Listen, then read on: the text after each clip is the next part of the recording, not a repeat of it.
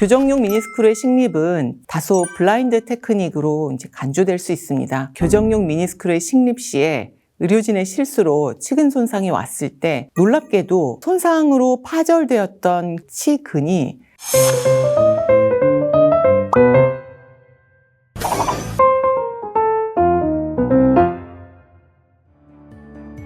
안녕하세요. 저널 인사이드에 오신 여러분 환영합니다.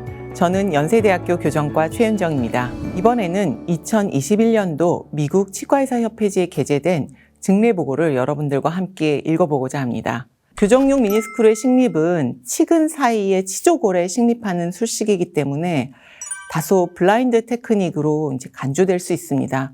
종종 어떤 분들은 서지컬 가이드를 만들어서 치근 손상을 최소한으로 위험을 줄이고 또 가장 정확한 위치에 심고자 노력하시기도 합니다. 이 논문은 교정용 미니스크루의 식립 시에 의료진의 실수로 치근 손상이 왔을 때 어떤 처치를 해야 되는지에 대한 지침을 보여주고 있습니다. 저희들이 실패를 통해 배운다고 하는데요.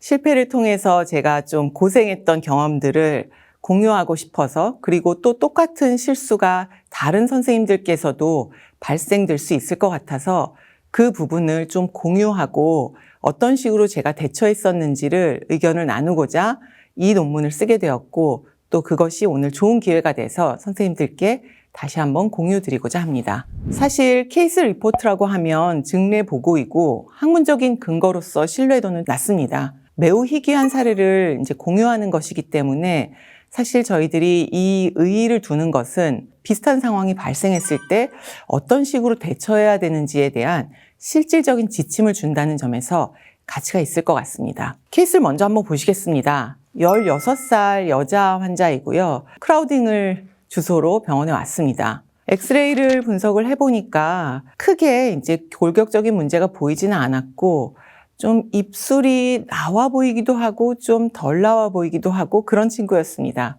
우리가 소위 교정 진단에서 쓰고 있는 리케츠 E라인에 대한 지표를 봤을 때는 그다지 나와 보이진 않는데 임상적으로는 조금 나와 보이기도 했고요.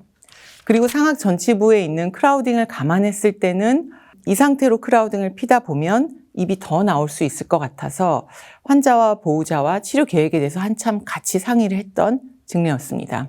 엑스레이를 보니까 모든 8번이 다 매복되어 있었고 발치를 했을 경우는 너무 입이 들어갈 것이 좀 우려되었고 또 비발치를 하자고 하니 8번 발치를 모두 동반하고 전체 치열을 뒤로 미는 것이 필요한 교정용 미니스크루의 도움을 받아야 되는 상황이었습니다. 환자와 보호자는 그렇게 입이 나온 것에 대한 불만이 없었다고 말씀하시고 상의한 결과 발치를 하지 않고 8번 4개를 모두 발치한 뒤에 전체 치아를 뒤로 보내는 계획을 세웠습니다. 먼저 상악에 스크루를 식립하였고 시저바잇을 고치기 위해서 TPA를 넣어놓은 상황이었습니다. 이 사진을 찍고 나서 저희가 하악에 또 마찬가지 하악 치열도 뒤로 밀기 위해서 스크루 식립을 하였습니다. 스크루 식립을 하고 저희는 루틴하게 페리에피칼 엑스레이를 찍는데요. 페리에피칼 엑스레이를 찍고 나서 제가 확인한 뒤에 정말 깜짝 놀랐습니다. 엑스레이에서 보니까 스크루가 루트를 관통한 것처럼 보였고 사선으로 프랙처 라인이 관찰되는 것처럼 보였습니다. 환자를 바로 불러가지고 제거하고 싶었는데 그날따라 환자가 일정이 있어서 엑스레이를 찍고 그냥 귀가를 하였다고 그래서 전화해서 바로 다음날 다시 내원하도록 하였습니다.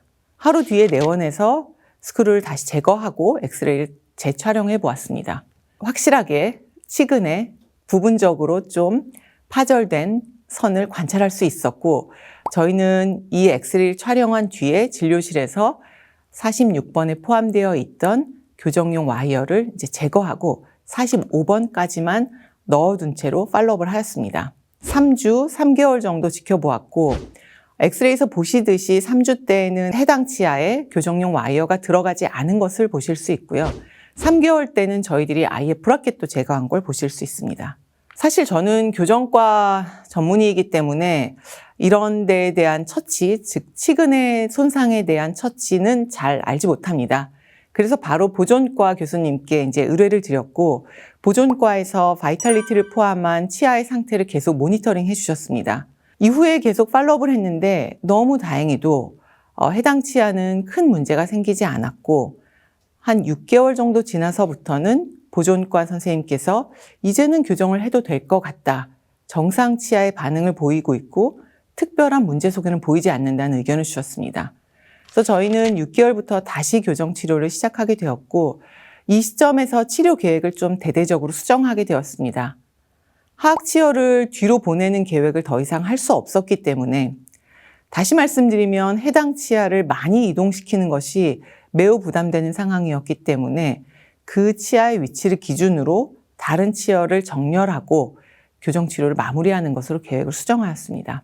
다행히도 큰 문제 없이 한 15개월 정도 지나서 교정 치료를 종료할 수 있었고 이후에도 환자를 계속 팔로우업하면서 해당 치아를 관찰하였습니다. 임상 사진에서 보시듯이 구강 내에서도 특별한 문제가 관찰되지 않았고 엑스레이에서 보시듯이 다행히도 바이탈리티의 손실이나 치근의 더 많은 파절 혹은 페리피칼 리전 이런 것들이 발생되지 않고 잘 힐링되는 양상을 보였습니다. 손상으로부터 6개월 정도 지났을 때 엑스레이를 보시면 파편의 조각이 치근으로부터 좀 떨어져 나온 것을 보실 수 있지만 그래도 에이피칼 리전이 생긴다거나 치아에 앵킬로시스 소견이 보인다거나 그런 것들이 관찰되지는 않았습니다.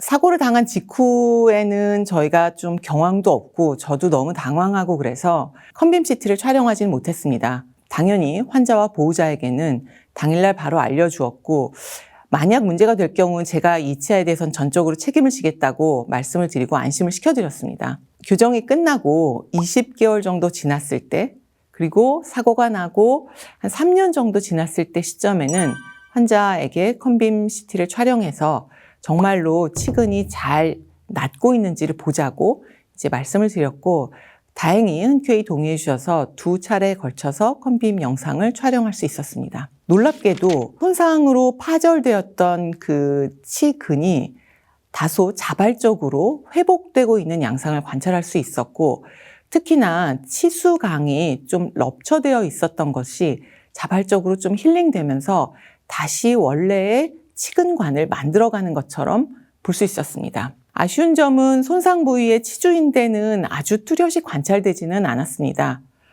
하지만 3년 정도 지난 뒤 시점에서의 컨빔 CT를 보시면 메지알 캐날이 다소 약간 블러링 되는 양상을 보실 수 있는데요. 아마도 이것은 치수강 내부적으로 캐날이 칼시피케이션 되는 것으로 이제 저희는 파악을 했습니다. 치료가 끝난 시점에서 이제 구강 내 사진이고요. 비록 저희들이 이제 치아를 많이 뒤로 보내진 못했지만 환자의 CC였던 크라우딩은 잘 해결을 하고 치료를 종료하였고 치료가 끝난 시점에서 치근 평행도이나 치아의 배열 이런 것들도 잘 맞출 수 있었습니다. 치료 전과 치료를 진행하면서 측무 두부 방사선 사진을 좀 분석한 영상인데요. 저희가 우려했던 것처럼 치아가 배열되면서 입이 더 나오거나 그러진 않았습니다. 사실 제 욕심 같아서는 입을 조금 더 넣고 싶었는데 중간에 좀 실수가 있으면서 그렇게 하지는 못했고 한 3년 정도 팔로우업 했을 때도 다행히 환자는 잘 지내고 있었고 가장 최근의 팔로우업이 5년인데요. 5년까지도 별 문제 없이 쓰고 있었습니다. 이 논문에서 저희는 어떤 결론을 내렸냐면요. 어쩔 수 없이 의료진의 실수로 일어난 사건에 대해서 즉각적인 처치 그리고 전문가들의 협동을 통해서 잘 마무리할 수 있었다는 결론을 내렸습니다. 저희들이 했던 즉각적인 처치는 무엇이었나요? 첫 번째로 미니스크를 바로 제거했습니다.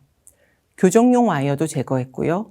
불필요한 교정력이 가지 않도록 했습니다. 혹시나 제가 해당 치아에 붙여놓았던 브라켓으로 인해서 물론 와이어를 넣어놓진 않았지만 불필요한 자극이 가진 않는지 브라켓도 제거하고 교합도 체크하고 또 전문가께서 계속적으로 치아의 상태를 모니터링 해주셨습니다.